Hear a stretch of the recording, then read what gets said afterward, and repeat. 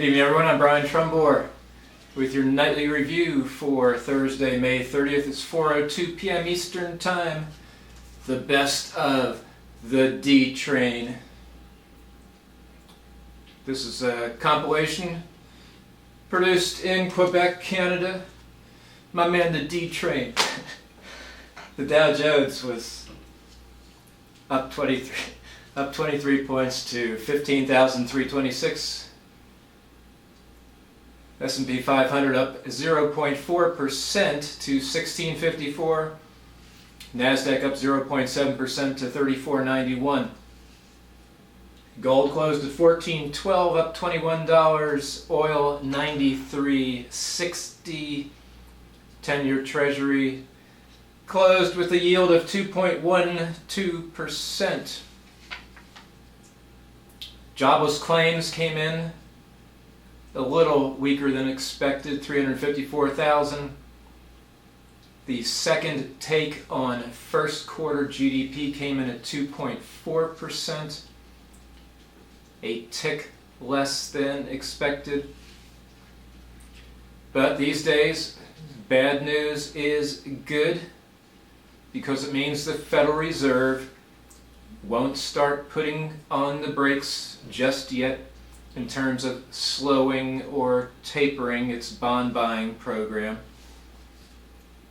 Speaking of which, of course, bond buying is going on all over the world with the central banks. The Organization for Economic Cooperation and Development, yesterday I missed this when I was talking about the OECD. They warned specifically that withdrawals by central banks from monetary easing programs likely will cause spikes in government bond yields, posing a risk to the outlook for the global economy.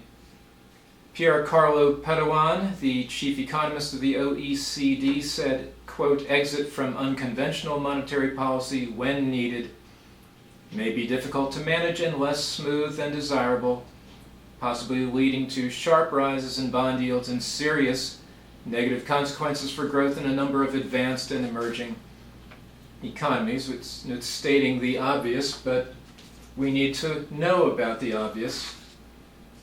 Certainly that's been an issue in Japan. I do want to just point out, I brought this back out, the Congressional Budget Office assumptions from February and then updated in May, because David Stockman was on with CNBC's Rick Santelli today. Stockman has been an alarmist on central bank monetary policy around the world and the soaring deficits around the world. Today, Stockman was talking about adding 10 to 15 trillion in debt in the U.S. over the next 10 years.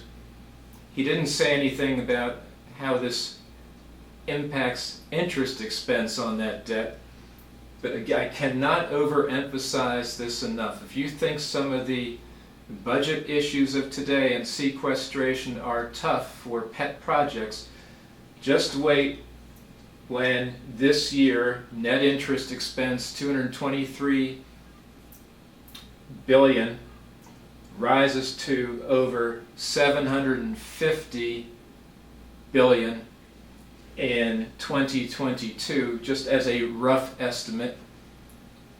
That will be catastrophic. Yesterday Paul Ryan was on CNBC just re-emphasizing how we have to attack entitlements today. We have this very small window before we get into 2014 election politics, and then 2016. Obama will be a lame duck. It has to be tackled today. We've got a couple months. That's it. If we don't, these figures are going to be a lot higher. I just can't imagine the budget battles to come. It doesn't have to be that way. Okay, overseas in Tokyo, The Nikkei index is now down 14.7% in 1 week. It finished down 5% yesterday. Mostly it's been hot money and technical trading. You know, the market was up about 46% this year, and so now it's corrected 15%. But there's still a ton of uncertainty over Japanese monetary policy and whether or not the central bank can engineer a true recovery. But overnight tonight, there is going to be important data on Japanese industrial production as well as inflation data. They need to get out of deflation. In Europe, London, Paris, Frankfurt, and Milan, their stock markets all closed up 0.4 to 0.8%.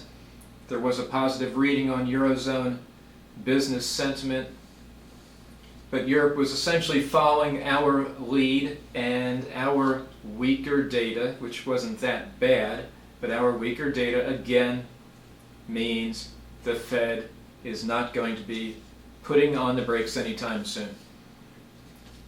The European Central Bank, however, warned that the Eurozone's slumping economy is leading to a surge in problem loans. You know, yesterday I talked of the health of the American banking system with our record profits, fewer troubled banks than a year ago. Well, that's not the case in Europe. Their banks get sicker and sicker.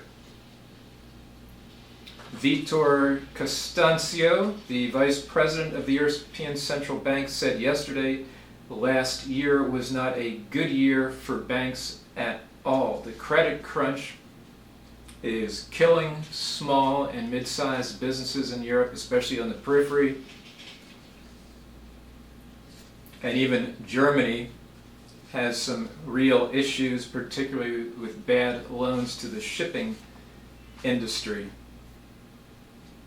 In Spain, the government said its GDP for the first quarter, a final estimate or final figure, was down 0.5%, which had been the initial estimate, in line with expectations, and a slight improvement from the fourth quarter when it was down 0.8%. That's quarter over quarter. Exports in Spain for the first quarter were down 1.3%. The OECD says Spain's unemployment rate will hit 28% next year. It's at 27% currently. South Korea did have a nice industrial production figure for April, up 1.7% from a year earlier after months of contraction. The OECD, however, cut its growth forecast for South Korea to 2.6% from an earlier projection of 3.1% that's for 2013. One story that's working, one growth story, the Philippines. Philippine economy posted first quarter GDP on an annualized basis of 7.8%. That is the third straight quarter above 7% growth.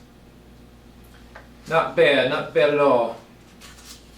Yesterday I said there were questions as to whether Russia would deliver the controversial and highly advanced S-300 anti-aircraft missile system to Syria. Today it was reported in a Lebanese TV interview that is airing this evening over there. There's an interview with Syria's President Assad. He said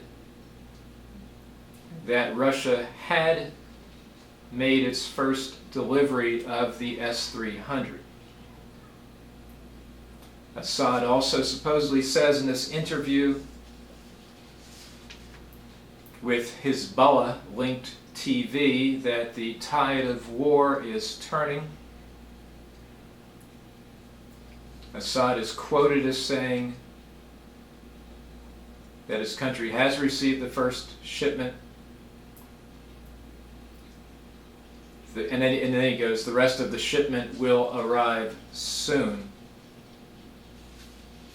Israel's defense minister continues to reiterate, however, that he sees no evidence that the missiles have been delivered.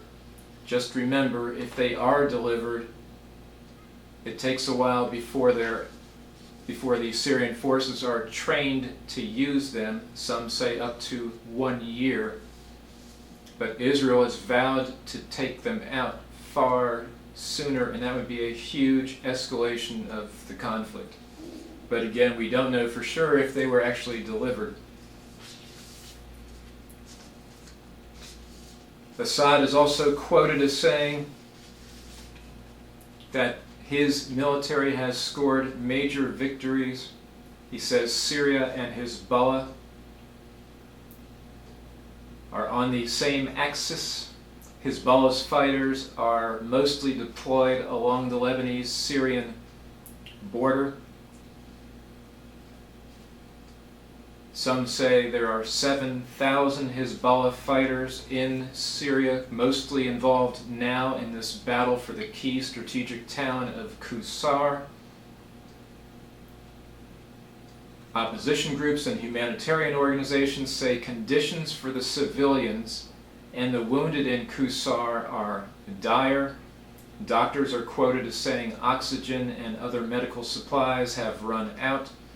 The opposition has appealed to the Red Cross and the Red Crescent to intervene to help 1,000 injured people at risk of dying for lack of medical attention. General Slim Idris, who heads up he's the military chief of the main umbrella group of Syrian rebels. He's the man that John McCain met with over the weekend in Syria. He is claiming that these 7,000 Hezbollah fighters are directly involved in Qusar. The French foreign minister has estimated the number at 3,000 to 4,000. The U.S. State Department has demanded that Hezbollah withdraw its fighters from Syria immediately. Fat chance they'll pay attention. Idris made an emotional appeal to Western powers on the BBC World Services NewsHour program, saying, "We are dying, please come and help us." He appealed for more weapons. Of course, the United States is not sending weapons. And now the European Union appears to want to hold off until about August.